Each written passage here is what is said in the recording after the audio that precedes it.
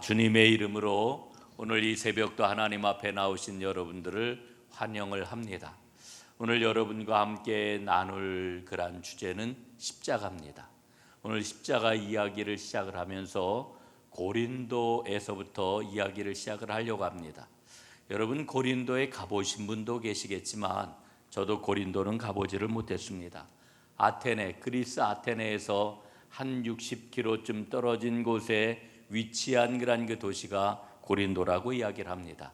그런데 이 고린도는 아주 특별한 항구 도시였습니다. 왜냐하면은 에게해와 아드리에 해가 이 고린도의 면해 가지고 양쪽 바다가 이렇게 쫙 나누어지는데 이 양쪽 바다로 나가는 그와 같은 그런 그 항구가 두 개가 있었다고 그럽니다. 그래서 에게로 향하는 갱그레아라고 하는 항구가 있었고, 그 다음에 아드리아로 나가는 레기움이라고 하는 그런 그 항구가 있었다고 그래요. 두 항구가 있는 그런 그 도시가 바로 고린도였습니다. 그러니까 여러분 생각을 해 보면은 이 고린도가 지중해 그런 그 무역의 중심지가 되었고, 수많은 사람과 수많은 교역량과 그리고 수많은 그런 그 물자가 모이는 그런 번성한 도시가 고린도였다라고 하는 그런 그 이야기이지요.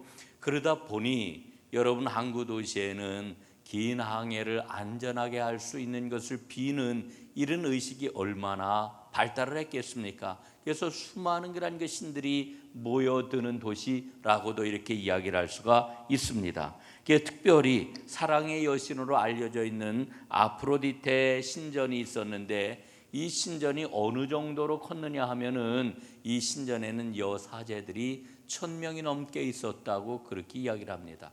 여러분 1000명의 여사제 어마어마하지요. 그런데 사실은 이 여사제라고 하는 사람들이 누구일까요? 몸을 파는 매춘부들입니다.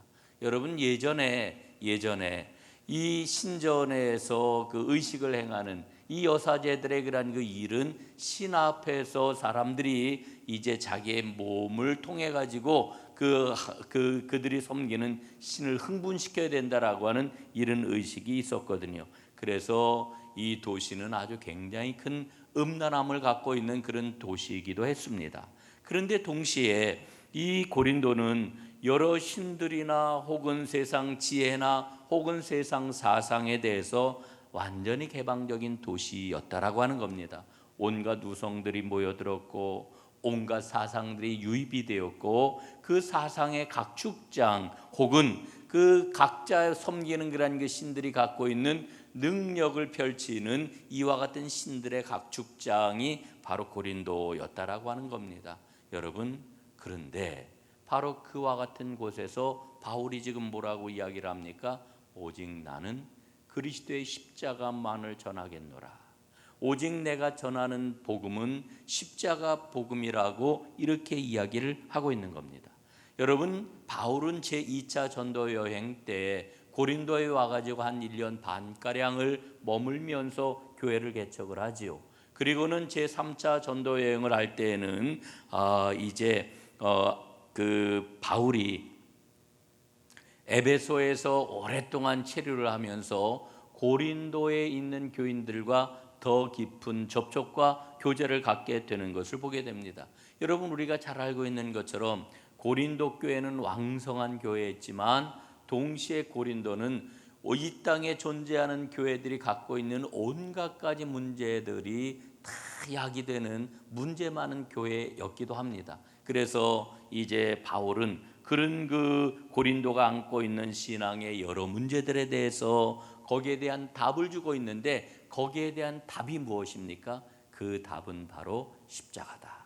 십자가 이후에는 내가 너희에게 줄 답이 없다라고 하는 것이 바로 바울의 그런 그 이야기인 것입니다. 자, 여러분, 오늘 성경 말씀을 보게 될 것 같으면은 십자가의 도가 멸망하는 자들에게는 미련한 것이요 구원을 받는 우리에게는 하나님의 능력이라고 이렇게 말씀을 해주고 있지요. 여러분, 이 말씀을 보면서 우리는 다시 한번 생각을 합니다. 이 유대인들에게 십자가는 저주의 상징일 뿐입니다. 그리고 이방인들에게는 범죄자를 처형하는 처형 틀에 불과한 것이 바로 십자가라고 하는 거지요. 그리고 신의 능력, 신적인 능력을 구하는 자들에게는 십자가는 어리석고 무력하기 짝이 없는 이와 같은 형틀이 바로 십자가였던 것입니다. 여러분, 어제도 제가 굉장히 강조해서 말씀을 드렸습니다마는 이스라엘의 역사는 하나님의 능력의 역사였습니다. 이스라엘의 역사는 한마디로 이야기를 하면은 해방의 역사다, 이렇게 이야기를 할 수가 있지요. 노예로부터 해방시켜 주셨고 하나님께서는 전제 군주로부터 이스라엘 백성들을 해방시켜 주셨습니다. 그리고 이 하나님께서 해방하시는 역사가 바로 이스라엘 건국의 역사, 이렇게도 정리를 할 수가 있는 거죠. 여러분, 이 과정에서 하나님께서는 말할 수 없는 능력으로 이스라엘 가운데 임해 주셨습니다. 애굽에서 해방이 될 때, 광야길을 걸을 때, 가나안 땅에 들어와 가나안을 정복할 때, 그리고 나라를 세울 때 하나님께서는 능력으로 이스라엘 백성에게 역사해 주셨습니다. 그리고 이스라엘이라고 하는 나라를 유지할 때, 외적의 침입이 있고 이럴 때에는 하나님이 어떻게 하셨습니까? 역시 마찬가지로 능력으로 역사하셨던 것을 우리는 분명히 보았습니다. 하나님은 언제나 엄청난 능력을 가지고 이스라엘 백성들을 만나 주셨던 것이지요. 그리고 그들에게 자유를 주셨습니다. 자, 그렇다라고 하면은 이스라엘에게는 하나님이 주신 그러한 그 사명이 있는데, 그 사명을 감당을 해야 되는 이와 같은 상황이 그들에게 주어진 것입니다. 이스라엘에게 하나님은 능력을 베푸심으로 이제 너희는 이 땅에서 하나님의 공의를 펼쳐라, 이제 너희는 이 땅에서 하나님의 정의를 세워라, 이렇게 말씀을 하고 계시는데, 그래서 모든 이방 나라에 빛이 되어야 된다, 생명이 되어야 된다, 하나님은 이렇게 기대를 가지고 그들을 인도해 주셨는데, 여러분, 이스라엘이 행하였던 일이 무엇입니까? 똑똑히 우리가 봐야 될 게 있어요. 그게 뭐냐 하면은 세상 모든 이방 나라들, 모든 그러한 이방 민족하고 똑같이 세상적인 영광과 세상적인 부귀와 세상적인 힘을 추구하는 이런 나라로 전락하고 말았던 겁니다. 여러분, 하나님이 능력을 베풀어 주신 까닭이 어디에 있다고요? 너희는 빛이다, 너희는 제사장 나라다, 너희는 하나님의 영광, 하나님의 사랑, 하나님의 생명, 하나님의 공의와 하나님의 정의를 세우기 위하여서 내가 너희에게 능력을 베풀고 여기까지 인도하지 않았느냐? 이게 하나님의 뜻이에요. 그러나 여러분, 이스라엘은 세상 나라 모든 사람들이 구하는 것처럼 우리가 강해져야지, 우리가 잘 먹고 잘 살아야지, 우리가 힘을 더 키워야지, 오로지 여기에만 관심을 가졌던 겁니다. 그래서 이스라엘의 결론이 무엇입니까? 나라가 망한 거예요. 망한 거예요. 결국은 망하고 말았어요. 실패하고 말았어요. 그래서 그들은 깊은 절망 가운데 빠지고 말았던 것입니다. 그런데 하나님께서는 그 실패의 자리에서 선지자들을 통하여 말씀을 하십니다. 메시아가 오실 것이고, 그리고 그 메시아를 통해서 하나님 나라의 꿈을 펼쳐나가게 될 것이다. 그리고 마침내 하나님의 때가 되었을 때에 이 땅에 그리스도가 오셨습니다. 여러분, 그리스도는 이 땅에 오셔서 무엇을 우리에게 주셨습니까? 십자가를 주셨습니다. 십자가를 통하여서 하나님께서 그 옛날 이스라엘 통해서 하시려고 했던 그 일을 오늘도 이어가기를 원하고 계시는 것이지요. 여러분, 십자가는 그러므로 우리 주님께서 세우신 나라가 무엇인지를 분명하게 일러주고 있습니다. 그리스도 왕국의 징표이고 그분을 따르는 자들이 기꺼이 받아들여야 하는 은혜의 도구라고 이렇게 이야기를 할 수가 있습니다. 여러분, 그러나 오늘 성경에서 일러주고 있는 것처럼 십자가는 어리석어 보입니다. 왜 십자가가 어리석어 보일까요? 사람들이 똑똑하기 때문에 그래요. 우리가 똑똑하기 때문에 십자가가 어리석어 보이는 거예요. 십자가가 미련해 보이는 거예요. 여러분, 세상 사람들은 똑똑한 것을 추구합니다. 우리는 모두 다 어려서부터 똑똑하기를 바랍니다. 공부 잘하기를 바랍니다. 그리고 이 땅에서도 잘 살기를 바랍니다. 다 똑똑함의 연장선이지요. 그러나 오늘 말씀을 보게 될 것 같으면은 세상 사람들은 똑똑한 것 같지만 자기 주장에 걸려 넘어지는 자들이다, 이렇게 이야기를 하지요. 헬라인은 지혜를 구한다고 했습니다.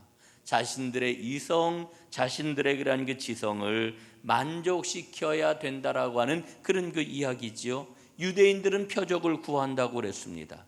말씀의 신빙성을 보증할 기적을 요구한다는 그런 이야기입니다. 여러분, 그러나 하나님께서는 우리에게 뭐라고 말씀을 하셔요? 여러분, 사람들이 지혜를 구하는데 지혜를 구하는 자들에게 그런 이야기를 한번 나누고 싶어요. 저는 우리 교회 숲 이야기, 숲에서를 들으면서 이 나무들의 그런 그 지혜를 정말 깊이 깨달았습니다. 여러분, 이제 만물이 깨어나 온 세상에 봄 기운이 너무너무 가득한데 여러분 한번 보십시오. 이 겨울 나무들이 겨울을 아는 그런 그 지혜가 있지 않습니까? 그 지혜가 어떤 겁니까? 겨울눈을 만든대요. 예? 겨울눈. 여러분이 겨울눈이라고 하는 것은 나무가 겨울을 아는 그런 그 지혜인데, 이를테면은 목련 같은 것은 겨울눈을 어떻게 만들어요? 솜털 같은 걸로 만들어 가지고 겨울을 견디는 거예요. 소나무 같은 경우에는 끈끈한 진액을 가지고서 겨울눈을 만들어 가지고 겨울을 지내는 거예요. 그런데 좀 더 들여다보게 될 것 같으면은 여러분, 우리가 이 겨울나무들이 어떻게 그 연약한 가지들이 부러지지 않고 그 혹독한 영하 10도 심지어는 영하 20도가 내려가는 그런 겨울을 이겨내게 될까 보니까요, 수액의 농도를 조절을 한대요. 그래서 어느 점을, 빙점을 낮춘다는 거예요. 수분을 배출하고 그 자기의 몸 안에서 수분을 다 배출을 하고, 그리고 당분이나 무기질의 농도를 높여가지고 빙점을 낮춘다는 거예요. 그런데 더 들여다보니까 나무에 그렇다고 해서 수분을 완전히 다 배출하면 죽잖아요. 수분을 다 배출하는 게 아니라 최소한의 수분을 남겨놓는데 그 수분 남겨놓은 걸 얼게 한대요. 아주 작은 결정으로 얼게 한대요. 어느 정도의 작은 결정이냐 하면은 나무 안에 눈에 보이지 않는 세포와 세포가 있는데 그 세포 사이에 수분이 얼어가지고 오히려 그 어는 얼음으로 인해 가지고 세포를 보호하는 차단막, 단열재 역할을 한다는 거예요. 이거 얼마나 놀랍습니까? 정말 기가 막힌 이야기가 아닐 수가 없어요. 저는 이 설명을 들으면서 나무가 가지고 있는 지혜가 정말 엄청나구나. 이 나무가 가지고 있는 지혜가 무엇입니까? 하나님 창조의 지혜라 말이지요. 여러분, 욥기를 보게 될 것 같으면은 여러분, 여기 욥이 엄청난 고난을 받잖아요. 자식들이 다 죽고 재산이 다 날아가고 고칠 수 없는 심각한 질병이 찾아오고, 그때 욥이 어떻게 해요? 하나님 앞에 항의를 해요. 하나님, 난 잘못한 거 없습니다. 난 죄 지은 거 없습니다. 그런데 왜 내가 이런 고난을 받습니까? 여러분, 당시의 세계관에 의하게 될 것 같으면은 고난을 받는 것은 뭐 때문이에요? 숨겨진 죄 때문이에요. 잘못 때문이에요. 허물 때문이에요. 인과응보라고 하는 그런 그 이야기죠. 그래서 욥이 하나님 앞에 항의를 하는 거예요. 하나님, 이러실 수가 있습니까? 그런데 나중에 그 항의하는 욥에게 하나님이 말씀을 하시는데, 하나님이 이런 말씀을 하시지요. 이렇게 이야기를 합니다. 내가 내 공의를 부인하려느냐? 내 의를 세우려고 나를 악하다고 하겠느냐? 내가 하나님처럼 능력이 있느냐? 하나님처럼 천둥 소리를 내겠느냐? 나는 창조자이다. 천하 만물, 동식물, 모든 자연 현상을 내가 주관하고 있는데 너는 뭘 하고 있느냐? 내가 하는 일이 무엇이냐? 내가 이에 대하여서 아는 게 있느냐? 하나님 말씀하셔요. 여러분, 결국 욥은 하나님 앞에 뭐라고 고백을 합니까? 하나님의 지혜와 능력을 내가 다 이해할 수 없구나. 다 할 수가 없구나. 그러면서 내가 스스로 깨닫지도 못하고 내가 다 이해하지도 못하고 그러면서 내가 무슨 말을 하는지도 못하고 이렇게 쏟아놨습니다. 나를 용서해 주십시오. 이렇게 이야기를 하지요. 여러분, 우리의 지혜라고 하는 게 뭘까요? 유대인들은 표적을 구하고 이방인들이 지혜를 구하는 것은 하나님께 뭐라고 이야기를 하는 거예요? 당신이 하나님이라고 하면은 하나님이라고 하는 걸 한번 증명해 보시오. 이렇게 이야기를 하는 거예요. 여러분, 인간이 하나님에게 하나님이라고 하는 것을 증명하라고 하는 것은 자기 만족을 위하여서 하나님께 요구를 하고 있는 거지요. 여러분, 이런 경우도 있어요. 사사기 말씀을 보면은 기드온이 하나님의 부르심을 받을 때 뭐라고 그래요? 양털을 가지고 하나님을 시험을 하잖아요. 예? 하나님, 정말 하나님이 나를 부르셔서 일을 맡기시는 거라면 요 양털에만 이슬이 내리게 하고 땅에는 그냥 뽀송뽀송하게 해주십시오. 그렇게 됐어요. 그러니까 이번에 또 뭐라고 그래요? 하나님, 이번에는 양털만 뽀송뽀송하게 해주시고 이 주변의 땅은 이슬이 내리게 해주십시오. 여러분, 하나님께서는 기드온을 긍휼히 여기시고 또 기드온을 사용하기 위하여서 여기에 응답을 하시지만 하나님을 그렇게 시험해서는 안 되는 거지요. 인간은 여러 가지 모양으로 하나님을 시험을 하려고 합니다. 그런 인간의 어리석음을 드러내시려고 하나님은 지금 십자가를 내세우고 계시는 겁니다. 오늘 말씀을 보니까 십자가는 능력이요, 십자가는 하나님의 지혜다, 이렇게 일러주고 있습니다. 생각을 해봐요. 왜 하나님의 전략, 왜 하나님의 방법이 십자가일까? 예?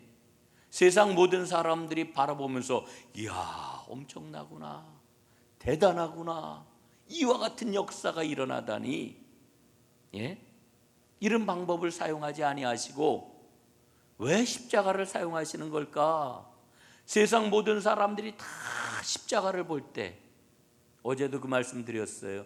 오늘날 우리에게는 십자가가 고도로 상징화되고 이미 우리의 그런 그 신앙을 거기에다 다 우리가 다 대입을 해가지고 십자가를 거룩하게 봅니다마는, 여러분, 성경이 쓰여지고 복음이 초기에 전파될 때 십자가는 정말 치욕과 멸시와 부끄러움과 냉대의 상징, 실패의 상징, 이 십자가 아닙니까?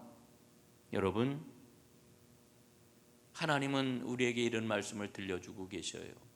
이사야서 55장 9절, 하늘이 땅보다 높음같이 내 길은 너희의 길보다 높으며 내 생각은 너희의 생각보다 높음이니라. 하나님의 방법은 내 방법하고 달라요. 하나님의 지혜는 우리의 지혜하고 달라요. 그래서 하나님은 십자가를 구원의 도리로 우리에게 제시하고 계시는 거지요. 인간의 생각으로, 인간의 방법으로 십자가를 바라보면은 어리석기 짝이 없어요. 그런데 사실은 인간의 지혜라고 하는 것은 하나님 앞에 어리석기 짝이 없는 거지요. 인간의 지혜를 가지고 하나님을 알 수가 없는 거지요. 우리가 고백하는 믿음이 뭡니까? 하나님이 열어주셔야, 하나님이 보여주셔야 우리는 하나님을 알 수 있는 겁니다. 이걸 우리는 계시라고 이렇게 이야기를 해요. 여러분, 인간이 추구하는 지혜는요, 어떻게 발전하고 있는가를 보세요. 하나님 없이도 우리는 얼마든지 잘 살 수 있다라고 하는 쪽으로 지금 인간의 지혜는 자꾸만 가고 있잖아요. 그쪽으로 가고 있잖아요. 하나님을 인정하지 않고서도 우리는 얼마든지 잘 살 수 있어 라고 하는 것을 지금 부추기고 있잖아요. 여러분, 그래서 하나님은 인간의 지혜를 뭐라고 그러셔요? 오만함이라고 말씀하시는 거죠. 이 오만함을 물리치는 것이지요. 그리고 오직 십자가 앞에 자기의 마음을 여는 자에게 하나님의 구원의 역사가 임하게 되는 겁니다. 사랑하는 여러분, 오늘 주님의 십자가 앞에 마음을 열고 십자가의 그 도리, 십자가의 은혜를 꽉 붙잡는 하나님의 사람들이 꼭 되시기를 간절히 바랍니다. 십자가의 도는 인간적인 지혜의 기준에 비추어 보면은 모순투성이고 정말 어리석어 보입니다. 그래서 오늘 말씀을 보면은 십자가가 거리끼는 것이다 이렇게 일러주고 있잖아요. 이 거리낀다라고 하는 말 히라보 성경에 보니까 스캔달론이라고 하는 이와 같은 단어를 써요. 영어로 스캔들 우리가 많이 이야기를 하잖아요. 스캔들 그러는데 여러분 십자가가 사람들에게는 걸림돌이 된다라고 하는 겁니다. 걸려 넘어지는 걸림돌이 된다라고 하는 그런 그 이야기입니다. 여러분 이 십자가가 나는 분명하게 믿어집니다. 십자가가 저에겐 걸림돌이 되지 않습니다. 그러는데 오늘 본문 말씀을 여러분 적어도 한 3번 혹은 5번 혹은 10번 좀 쭉 계속해서 읽고 묵상하시기를 바랍니다. 결국은 이 십자가를 통해서 하나님께서는 뭐라고 말씀을 하셔요? 가난한 자, 아무도 주목하지 않는 자, 연약한 자, 별 볼 일 없는 자, 이런 자들을 사용하시고 이런 자들을 높이시는 하나님의 전략의 마지막 결론이라고 이렇게 말씀을 하시는 거예요. 여러분 앞에서도 말씀을 했습니다마는 인간의 지혜는 똑똑함을 추구합니다. 그리고 똑똑함의 결과인 아주 멋진 것, 화려한 것, 많은 것, 강한 것, 이런 것들이 우리 삶에 있어서 우리는 제일 필요한 거라고 이렇게 생각을 합니다. 그런데 십자가는 지금 거꾸로 이야기를 하고 있어요. 오늘 말씀 저는 굉장히 걸림돌이 되어요. 여러분들은 걸림돌이 안 되시는지 모르겠어요. 마음에 엄청나게 걸림돌이 되어요. 하나님이 우리에게 이 십자가의 온전한 은혜를 주심으로 말미암아 오늘 마지막 말씀이 뭡니까? 누구든지 자랑하려거든 주 안에서 자랑하게 하라 말씀하고 있잖아요. 이 주 안에서 자랑한다라고 하는 게 뭘까? 예? 이거는 십자가를 온전하게 붙잡고 십자가의 은혜 가운데 살아가는 사람이 아니고서는 고백할 수 없는 말이거든요. 주 안에서 자랑하는 것, 세상적인 자랑이 아니라 주 안에서 자랑하는 것. 여러분, 하나님은 십자가를 통해서 지혜 있는 자들을 부끄럽게 하시려고 한다 말씀을 합니다. 이제 오늘 이 새벽 주님의 그 십자가의 비밀을 깨닫고 십자가를 붙들고 그리스도를 진정으로 자랑하며 저는 오직 주의 은혜가 아니면은 단 한순간도 단 한 발자국도 옮길 수가 없습니다 라고 고백하는 진정한 하나님의 사람들이 꼭 될 수 있기를, 그 은혜를 붙잡고 주와 함께 한 걸음 또 한 걸음 나아갈 수 있기를 간절히 바랍니다. 기도하겠습니다. 아버지 하나님, 십자가를 자랑하게 하여 주옵소서. 십자가를 사랑하며 주님의 길을 기쁨으로 따르게 하여 주시옵소서. 십자가가 멸망하는 자들에게는 부끄러운 일이요 그리고 멸시의 대상이 되지만 그러나 구원받는 우리에게는 하나님의 능력이라고 분명히 말씀하셨으니 이 십자가의 능력을 통하여서 온 세상을 이기고 하나님의 영광, 하나님의 아름다움, 하나님의 생명을 날마다 드러내는 진정으로 하나님 앞에 축복을 누리는 하나님의 백성들 다 되게 하여 주옵소서. 오늘도 주님 앞에 저희들 간절한 기도의 제목을 가지고 엎드렸습니다. 아버지 하나님 들으시고 응답하여 주옵시고 가장 좋은 것으로 우리 삶 가운데 허락하여 주옵소서. 이제는 주 예수 그리스도의 크신 은혜와 아버지 하나님의 놀라우신 사랑하심과 성령님의 감화, 감동, 위로 교통하심이 십자가의 그 은혜를 꽉 붙잡고 주의 길을 온전히 따라가기를 소원하는 하나님의 모든 백성들 위에 영원히 함께 주옵시기를 축원하옵나이다. 아멘.